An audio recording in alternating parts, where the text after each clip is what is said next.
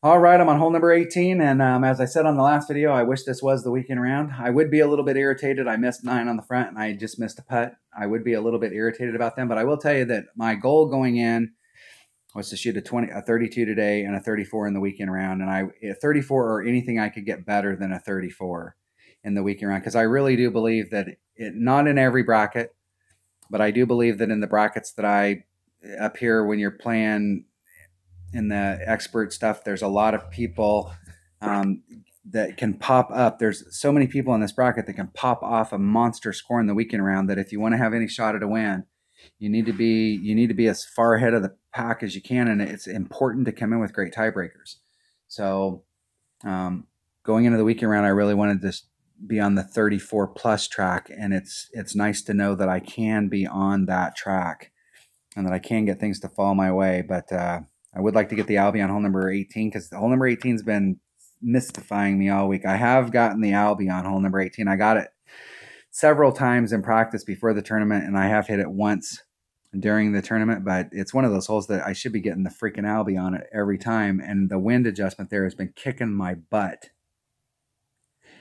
And when I do make the wind adjustment right, then I don't hit it perfect. All right, I'm bringing a rose ball. The red rose of Oregon.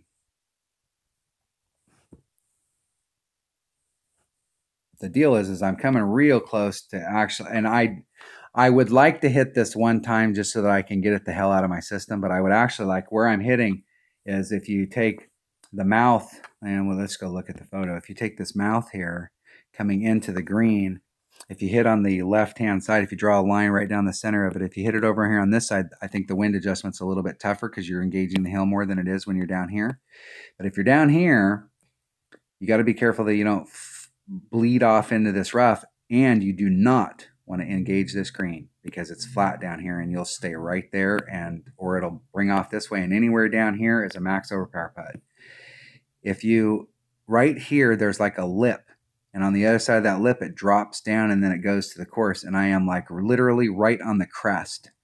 And I really would like to see what it would look like if I could hit that with just a little teeny bit of power. If it, and you're up high like this, if it would roll and give me, you know, like get the look going towards the hole. What it'll do is it'll bleed off and it'll tail off, and you'll have a long putt.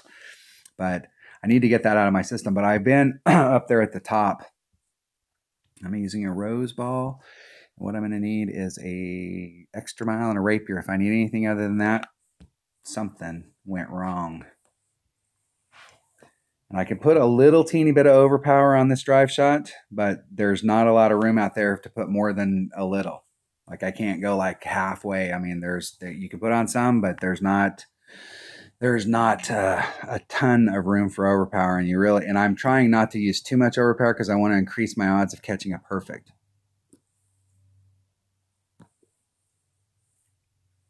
Okay, I'm using max top spin and as much side spin as I can eke onto that ball.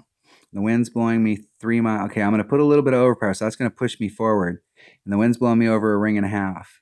So the farther you get to the left, the more room forward you have. But you've got to hope that you don't catch anything great to the right as far as... So I'm going to go right into that area right there.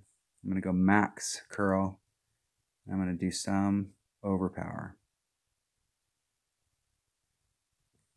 And hit one ring great to the left. And if I'm going to hit it great on one side or the other left, I have more room.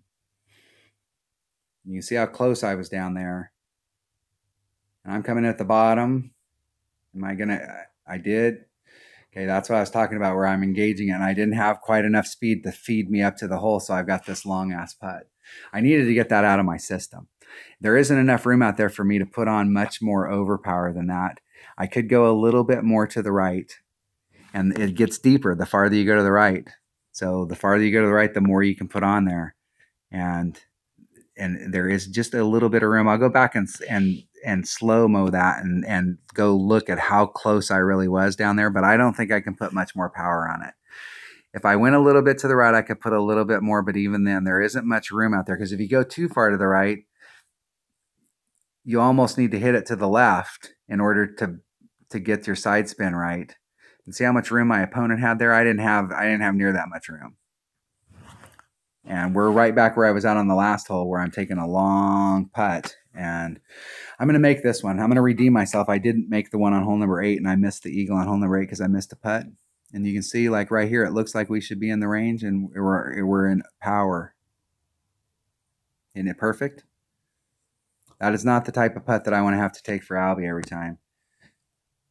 Get in the hole. Woo! Albie. That's what I'm talking about. But I did need to get that out of my system to see like what the deal is. I know that if I hit it with just even a titch more power, it will feed a little bit better towards the hole, but I just don't think I can put enough overpower on there so that when it comes down in there, it has enough speed to roll through the break to feed me towards the cup. And it's not, and we're talking about just a very small amount, but I'm going to go back and rewind the video and see like how close I was on that bounce up there on that island. And I don't know that there was that much room.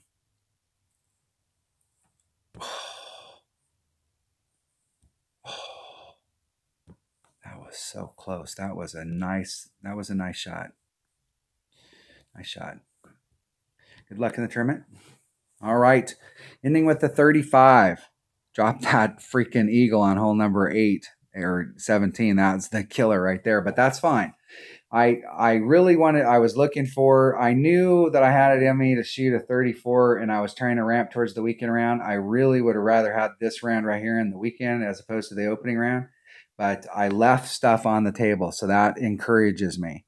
I did leave a few shots out there on the table that I can pick up, and I was able to pick up a few, and that will set me up really good for tiebreakers going into the weekend round. I may not be first in my bracket in tiebreakers, but I anticipate that I'm going to be up there in the top 2. And it's really important to come in with good tiebreakers. I've come into some of these tournaments where I didn't have good tiebreakers, and the deal is that when you don't come in with good tiebreakers, if 36 is the deal, then you got to shoot a 37, or if 28 is the deal, you got to shoot a 30. You've got to be ahead of everybody. You can't get involved in that. But if you come in and you've got tiebreakers on people, that really works. And in the last tournament, the 2020 Winter Major, I was flat. I couldn't pick up any extra shots. I didn't shoot bad. I shot a 25. The minimum that we were looking for was a 24. I did pick up 1 shot, and that's all I picked up. But the deal is that the other 99 people in the bracket, they were flat as well. And there was 3 of us at 25, and I came in as the number 1 tiebreaker, and I had tiebreakers on people. So these tiebreakers can be the difference. It's really important, like if you're down here, like with these 29s, would you rather be the guy who's in 4th place at 29 or the guy who's in 3rd place at 29? In the 28s, would you rather be the guy who's in 6th, or would you rather be the guy who's in 9th? So tiebreakers can be a big deal when especially if you're in those, like if you're not up there in the top bracket, you didn't have a great day, you're coming in with a really high tiebreaker will put you at the top of that list. And that's a big, big deal. Look at the 27s. They go down the 17th or 10th. I would much rather be 10th. All right. That was the opening round in my 77 account, and had a good round today. Feel good about it. Left a few on the table. Feel like I have a great weekend round in me, and I will catch you there. Thanks for watching.